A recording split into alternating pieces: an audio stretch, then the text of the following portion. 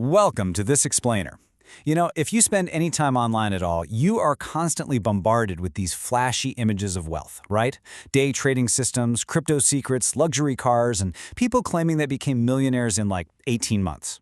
But what if I told you that the most powerful wealth-building systems in the world are actually completely invisible? Today, we're looking at the foundational principles of sustainable, incredibly boring wealth.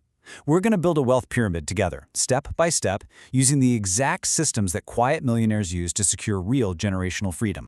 Okay, let's dive into this. It's a paradox we see all the time, isn't it? The people who look the absolute richest, the ones with the designer clothes and the brand new cars, they so often have the least true wealth. We really have to dismantle this illusion. Visible wealth is often literally just loud debt. True financial independence? Well, that operates on a completely different frequency. It's not about how much you spend to show people you have money. It's about how much you keep and how much you grow when absolutely nobody is looking. Consider this number, $31,500. That's the exact price a 28-year-old Warren Buffett paid for his 5-bedroom house in Omaha, Nebraska, way back in 1958. Now, his net worth is over $140 billion today, and get this, he still lives in that exact same house. Most people think this is just a funny story about a billionaire being cheap. It's really not. It's a story about a very specific system, keeping your fixed costs permanently low so your capital is actually free to compound rather than just bleeding it all away on lifestyle inflation. So here is our roadmap for today's explainer. We're going to construct your wealth pyramid across 5 tiers. First, the invisible wealth system. Second, rewiring your money brain. Third, the compounding wealth engine. Fourth, the mathematics of debt. And finally, your 5-year trajectory. Let's get building. Section 1. The invisible wealth system. Old money and the quietly wealthy follow a really boring, highly predictable system of wealth creation that relies entirely on structural discipline. And this brilliantly illustrates the core of that discipline, the difference between consumptive and productive assets. Consumptive assets are things like luxury cars, designer watches, or those business class upgrades. They generate a feeling, and hey, that feeling is totally real, but they bleed your net worth. Productive assets, things like index funds, rental properties, and business equity, they generate an actual return. The confusion between these two categories is exactly how new money disappears, while old money relentlessly acquires the latter. To see this in action, just look at the American Midwest. There's a guy out there who literally manufactures cup holders for commercial vehicles. His business has zero social media presence, no high-tech patents, and super thin competition, mainly because no ambitious entrepreneur finds cup holders exciting. But he is worth $40 million. He perfectly exemplifies these rules. He owns a boring business. He keeps fixed costs extremely low. He focuses on his net worth rather than his salary. He only insures against true catastrophes, and he values total financial privacy. Nobody at a dinner party has ever asked him what he does twice, and honestly, that's exactly how he likes it. Moving on to Section 2, rewiring your money brain. Your environment and your culture shape your spending way more than you probably realize. To build invisible wealth, we can actually learn a ton from traditional Japanese financial habits, starting with mitate. This translates roughly to the art of seeing what something else could be. It's the practice of looking at what you already own and asking, what else could this do, before you buy a new item? Think about kitchen gadgets for a second. Why buy a single-purpose avocado slicer when you literally already own a knife? Applying mitate eliminates the need to purchase endless single-purpose solutions. It forces creativity, and more importantly, it keeps your capital ready for investing rather than locked up in some cluttered kitchen drawer. Then there is Soroban, which translates basically to mental math. It's how you evaluate a purchase. Look at Broke Brian versus Smart Sam here.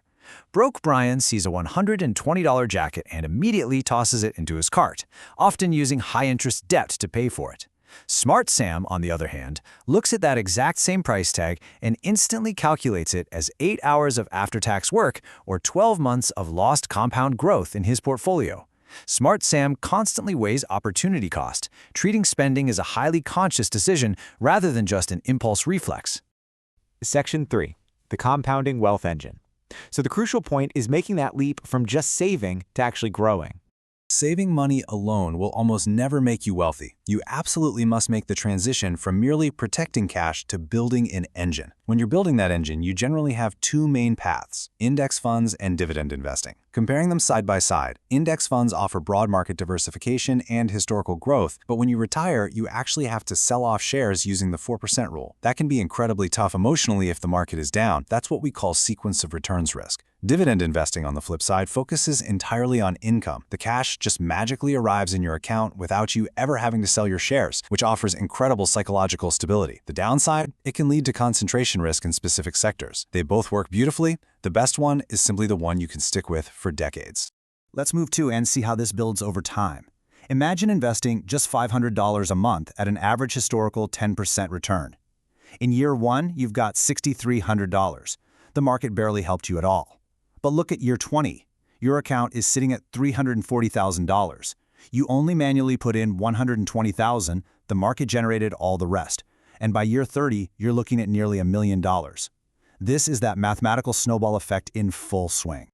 But here is the secret most people completely miss. To get to that million, you have to survive the boring years. You have to wait for the inflection point. This usually happens right around years 12 to 15. This is the exact moment when the annual returns generated by your portfolio mathematically overtake the money you are manually contributing. It's the moment the snowball gets so massive that the physics of the hill just take over. You simply have to be patient enough to keep packing the snow until that happens. Section 4. The mathematics of debt. For the wealthy, debt is absolutely not a sign of financial distress. It's an accelerator. We need to completely reframe how we view borrowing. Now, what's really interesting about this slide is the concept of the spread. You see, the wealthy view a loan simply as rented money. If you rent money at 4% interest and you deploy that money into an asset that earns you 7%, you keep that 3% difference. That gap is the spread. The rich don't ask how fast they can pay off a loan. They ask if the spread is positive and how many dollars they can control with it. This logic reaches its absolute peak with a strategy often called buy, borrow, die. It basically involves buying appreciating assets, holding them so they grow tax-free, and then when cash is needed, just borrowing against that portfolio. If you borrow at 6%, you avoid having to sell and triggering a massive capital gains tax hit that could be as high as nearly 24%. Finally, under current tax law, when the individual passes away, the assets step up in basis, legally erasing those lifetime capital gains. It's just a matter of straight arithmetic used to optimize the rules exactly as they are currently written. So I really want to cement this paradigm shift in your mind right now. Debt is just rented money. If what the money earns is greater than the rent, it's a powerful tool. But if the rent is greater than what it earns, like a 24% interest credit card used to buy clothes, well then it's a trap. Section 5. Your 5-year trajectories. Okay, so we've talked about decades of compounding and wild billionaire tax strategies. But what about you right now? You can completely change your financial reality in just 5 years if you focus on the right levers. Here is your actionable progression. Step 1. Protect yourself by building a 3 to 6 month emergency fund in cash. Step 2. Increase your earning horsepower. Savings alone won't do it. You need to increase your income by learning new skills or negotiating. Step 3. And honestly, this is absolutely critical. Avoid lifestyle inflation by saving and investing half of every raise you ever get. The other half, you can enjoy it. And step 4, invest that money consistently into simple, broad market assets. Building invisible wealth isn't magic. It's just hundreds of small, kind of boring decisions repeated consistently over time. 5 years from now is going to arrive no matter what you do. The only question is, what will your financial life look like when it gets here? Will you be stuck in that endless cycle of visible consumption? Or will you have built the quiet, invisible systems that make the rest of your life totally financially free? The choice is entirely yours. Thanks so much for joining me on this explainer.